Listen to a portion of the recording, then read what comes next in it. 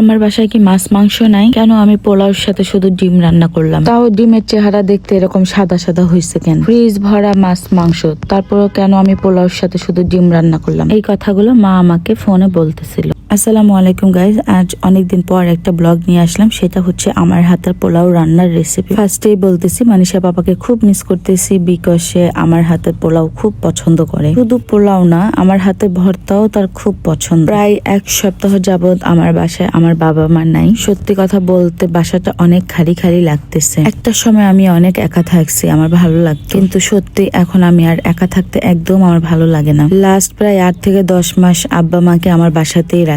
আমি জানি তাদের অনেক খারাপ লাগে তাদের বাসার জন্য, কিন্তু এক পর্যায়ে আমি জোর করেই রাখছি। বাট তারাও আমার ছেলে মেয়েকে খুব ভালোবাসে, হয়তো সেই কারণে আছে, বিকজ মানুষ কখনো জোর করে রাখা যায় না ভালোবাসা থেকে না থাকলে। তো আমার মেজো খালার হাজবেন্ড, আমার বাবা মা, তারা 4 জন মিলে ট্যুরে গেছে। আমি সব ম্যানেজ করে দিছি। ওকে, যাক, একটু মন ভালো লাগবে। আমার বাসায় 2 জন হেল্পিং হ্যান্ড আছে, তারপরও কেন যেন বাসাটা খালি খালি লাগতেছে। আগের দিন রাত্রে আমার ছোট ভাই বলতেছে আপা কালকে পোলাও রান্না করো, মানিশা বলতেছে মা নতুন ভাত রান্না করো। তাই যুগে আমি রাত্রে বলে রাখছি সব রেডি করতে, তাই আর কি আজকে একটু পোলাও রান্না করতেছিলাম। পোলাও রান্নার প্রসেসিংটা সবাই জানে, বাট এখানে কিছু টেকনিক আছে। সেটা হচ্ছে এই মশলাটা ভালো করে কষাতে হবে, না হলে আদার গন্ধ করবে। আর দ্বিতীয় টেকনিক হচ্ছে এই যে চালটা দেওয়ার পরে যে চালটা ভাজা হয়, এই চালটা ভালো করে ভাজতে হয়। আমি অনেক জায়গায় দেখছি জাস্ট 1-2টা লাড়া দিয়ে পানি দিয়ে দেয়, বাট না, এটা ভাজা করে চালটার কালারই পুরো চেঞ্জ হয়ে যাবে, ভাজা ভাজা হয়ে যাবে। আর আরেকটা যেটা, আমি কখনো পোলাওতে পানি মেপে দেই না, আমি আইডিয়া করে পানি দিই। আমার পোলাও রান্নাটা নাকি ভালো, এটা মাও বলে। হ্যাঁ, ভিডিও শুরুতে বলছিলাম আমার বাসায় কিছু নাই। সত্যি কথা বলতে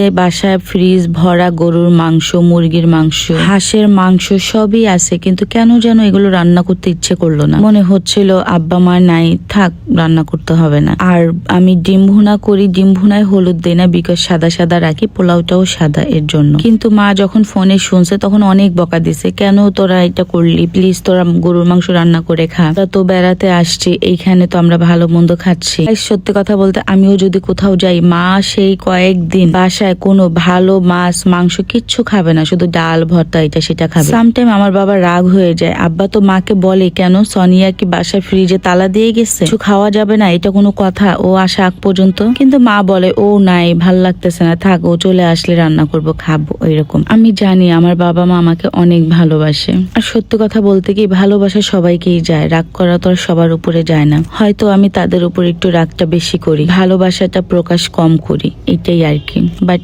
আমিও আমার বাবা মাকে অনেক ভালোবাসি, অনেক মিস করছে এই কয়েকদিন। আমি জানি আমি আমার বাবা মাকে অনেক কষ্ট দিছি, তাদের কোনো কথা শুনি নাই, বাট তারা আমাকে এখন পর্যন্ত অনেক সাপোর্ট দিচ্ছে।